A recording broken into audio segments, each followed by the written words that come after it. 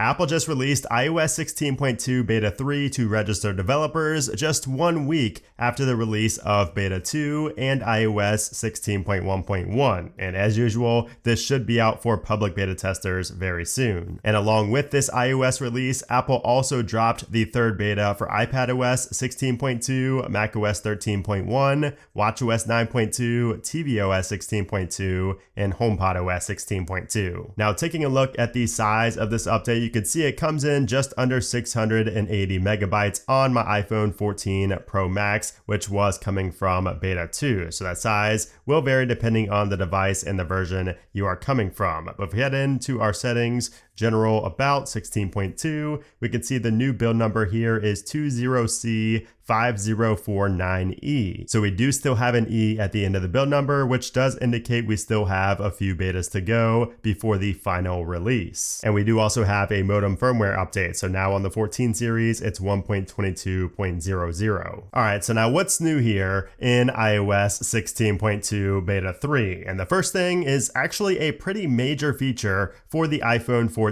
Pro series. So if we head into our settings and then go down to display and brightness and then down to always on display, you can see that we have two brand new toggles here for show wallpaper and show notifications. So we are now able to disable the wallpaper and or our notifications from that always on display, which will be very nice for reducing battery drain and kind of just reducing distractions as well, because a lot of times I only use the always on display to get a quick glance at the time. So now it's nice that I don't have to see the wallpaper and notifications. So of course you can see this is what it looks like. You can see the wallpaper in the background, and if I had a notification, it would show up right there. I actually have my other device right here. So you can see this is what the notification looks like on the always on display. You tap it, of course, it makes it a little bit brighter. But now with this new feature here, we're able to disable this. I'm going to go ahead and disable both, go back to the lock screen, and you can see we do still have our widgets here. We do still have our now playing, the little live activities view down here, but we no longer have a wallpaper and we no longer have our notifications if we had any right there. So this is great to see. And this is honestly how this feature should have shipped to begin with. Now, I do still wish that we could get rid of our widgets up top and down at the bottom so we can just have a time, but hopefully we see that in the future. But it is nice to be able to choose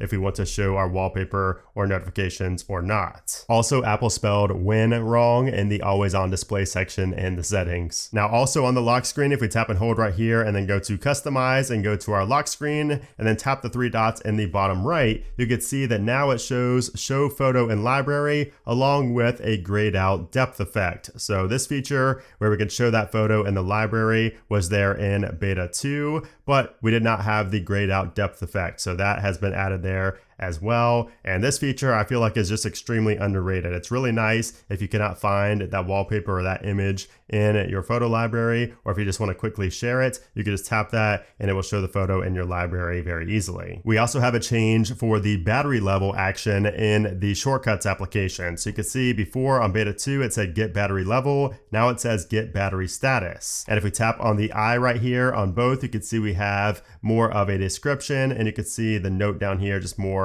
added to that. Now if we add that shortcut right here, you can see that we now have options. Before it was just get battery level, but now you can see we have a little background there behind battery level, which means we can tap on that and you can see it says is charging and is connected to charger. So you could use this script along with other actions in a shortcut or an automation, and it's just nice to have there. Now today, Apple also pushed out the emergency SOS via satellite feature for the iPhone 14 Pro series. So this only shows up on devices that have an active cell connection. So of course I cannot use my test device. So here is my main iPhone 14 Pro series, which is currently running on iOS 16.1. And you can see up top, we get a new prompt here that says get help during an emergency. And if you tap on that, you can see you can learn more, and that shows up right here. This is a new splash screen for emergency SOS via satellite. And it says if your call to emergency services won't go through, iPhone can help you text responders via satellite. When connecting to a satellite, make sure to be outside and have a clear view of the sky. And you can see it shows that you need to review your medical ID ID to make sure it's up to date. And then if we head down to the emergency SOS section in our settings and tap on that, and then go all the way down to the bottom, you can see we have a demo mode where we can try out this emergency SOS via satellite feature. So once you go into the demo mode, it tells you about the satellite connection. Let's tap on next.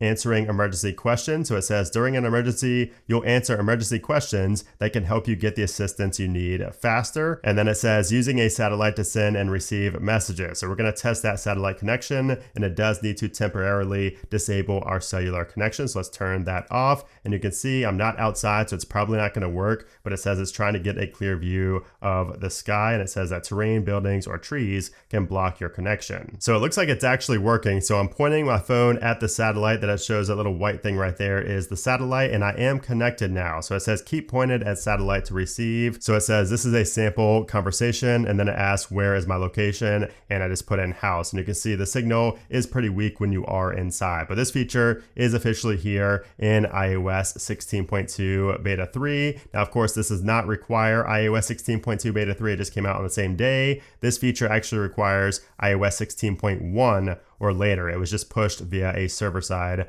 update, and of course it does work on all iPhone 14 devices only. And the sleep widget on the lock screen also appears to be more accurate now. So before, it would show these little lines at random parts where I wasn't actually awake, and sometimes it wouldn't even sync the previous day. It would sync like 2 days prior. So now it seems like the sleep widget is more accurate and consistent. And then in our settings for the TV application, we have live activities, and we have that brand new update rate, more frequent updates toggle right there. Now that is still not available for third-party applications. It appears this is only for the first-party apps, at least for the time being. So it does show up for TV. I've actually not noticed a difference when having this on versus having it off, but I will be testing this more. And of course, Apple, I'm sure, will make this better by the time 16.2 gets ready for the final release. Now, as far as bugs go, we still have the bug where we swipe down on the control center and it shows a lag right there with the HomeKit devices. It just shows them blank, and it just looks really bad, very buggy. That's been there for a while. Of course, we do have several other bugs that I've talked about previously. I sound like a broken record, so I don't want to keep talking about them,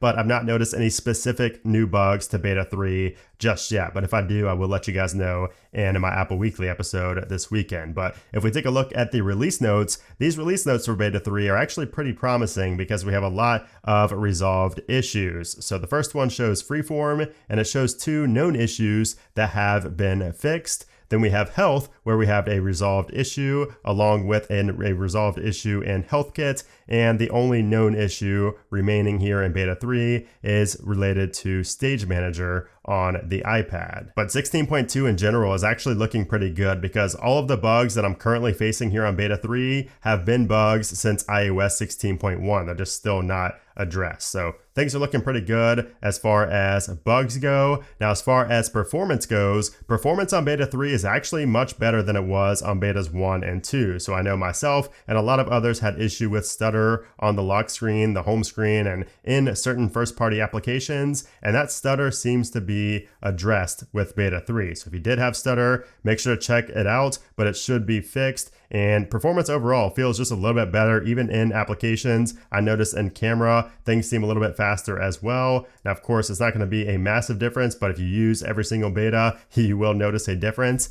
I did also run a Geekbench test here, and you can see how that compares to beta 2. So we got an 1877 and a 5475 for our scores. And that was the exact same single core score as beta 2, but the multi-core is higher. As you can see, 5475 versus 5413. That was also much higher than beta 1. And then as far as the battery life goes, I will give you guys an update in my Apple Weekly episode this weekend, but so far it's too early to tell. But I will say that 16.2 in general has been pretty solid with battery life. So I would assume that beta 3 is just going to improve on that, and hopefully we do see better battery life here in beta 3 along with that better performance. And then finally, let's talk about what to expect next from Apple. So we are officially on a weekly release schedule for these iOS 16.2 betas. So that means that we should expect to see a 4th beta next week, most likely on the 22nd. But of course, Apple, they do like those Tuesday releases, but it could come anywhere from the 21st to the 23rd. It just depends on Apple's schedule. But next week, we should expect to see a beta 16.4, and I don't expect to see a 16.1.2 before 16.2. I think we're going to just see 16.2 as the next public release, and that is looking like it's going to come sometime in early to mid-December. I think what we could see is a 4th beta on the 22nd, a 5th beta on the 29th, an RC on the 6th, and a final release on the 12th or the 13th. But of course, time will tell, and I will keep you guys updated over on Twitter. So if you're not following me on Twitter, make sure to follow me over there. I do give you guys updates pretty much daily in terms of these iOS releases. So there you have it. That is iOS 16.2 Beta 3 with a massive feature for the iPhone 14 Pro series and a few other minor features for all other devices. So if you guys enjoyed this video, I would appreciate if you give it a thumbs up. Also, make sure to subscribe for more iOS 16 videos just like this one. But anyways, thanks again for watching, and I'll see you soon.